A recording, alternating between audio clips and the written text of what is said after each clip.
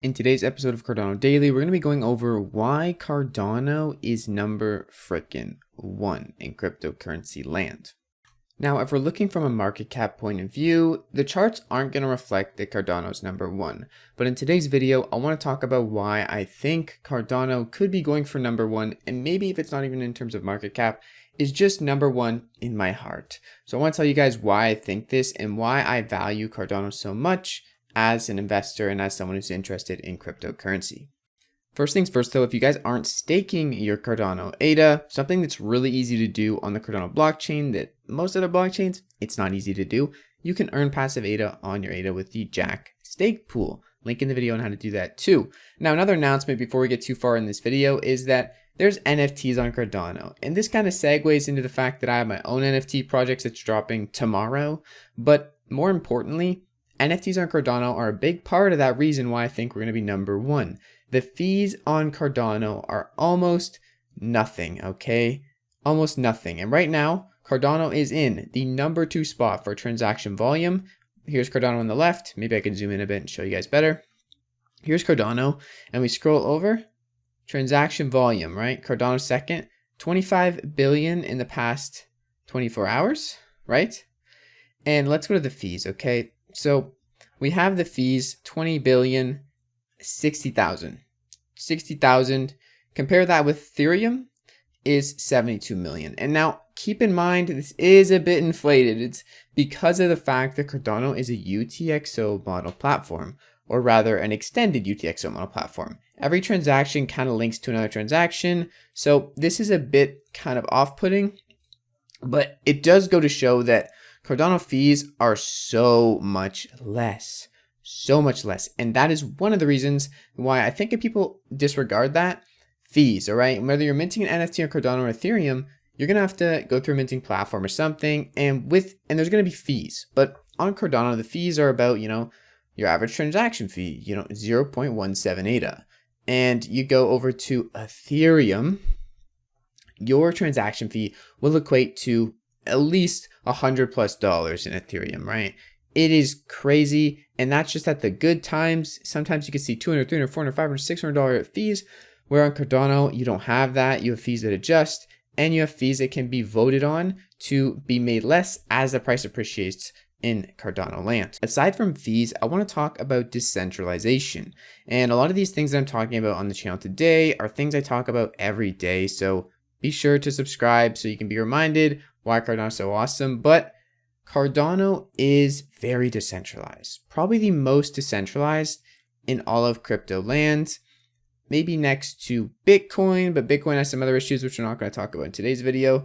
And we're also decentralized in a way that prevents attacks from happening for the people powering the network. If you don't know, Ethereum has attacks based on people who run the network. They can perform them called MEV attacks, and they can basically rig the system in their favor. With Cardano, you can't do that. The way Cardano is set up, also compared to validation nodes like Solana, you can run a Cardano node on a Raspberry Pi, which is very inexpensive, less than $200 at points. You can run a Cardano node for, and that's not the case in most other blockchains. Now, this isn't the end of all worlds if a blockchain's node operation costs a lot of money, but it's something to note that the higher barrier to entry, the also less node operators is going to be naturally. Now, it's not the end and it's not the biggest of deals, but it's something to take into consideration when moving forward and judging a project or a blockchain on how well it's going to do.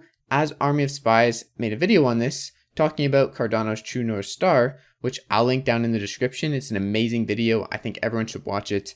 Basically, decentralization is something that we should be judging on how long a project's going to last and how well they're going to do. The TPS, how fast they can scale and how secure they are shouldn't be our main focuses, because decentralization, along with those other two, the blockchain trifecta, is really the core focus of every blockchain's problem. And a lot of them just say, screw decentralization. Let's get a bunch of millions and millions of dollars to fund this, blah, blah, blah, blah, blah. Cardano is decentralized, very decentralized. They don't do things traditionally. They don't spend millions and billions of dollars on marketing. it kind of does it for itself.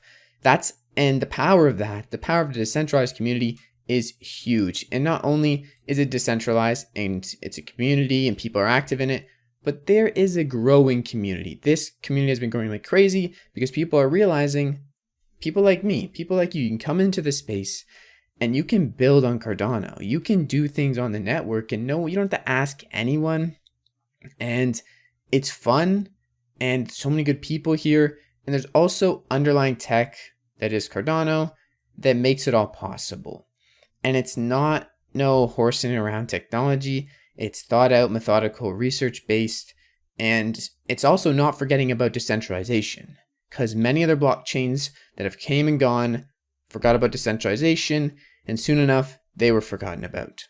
Keep that in mind going forward. 600K on Reddit, and it's pretty awesome.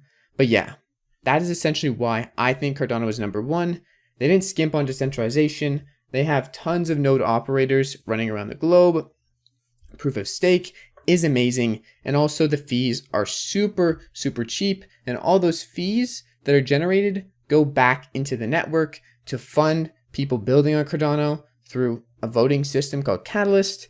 And then also to the stake pool rewards to keep people interested in holding their ADA and to really build a very, very strong core foundation that is the Cardano community and all the people in the ecosystem. So yeah, that's the video for today. I hope you guys enjoyed. This has been an epic episode of Cardano Daily, and stay tuned for my NFT project if you're interested in having some fun with some funny looking Stik Friks. Peace out, stake the jack pool, and I'll see you in the next video.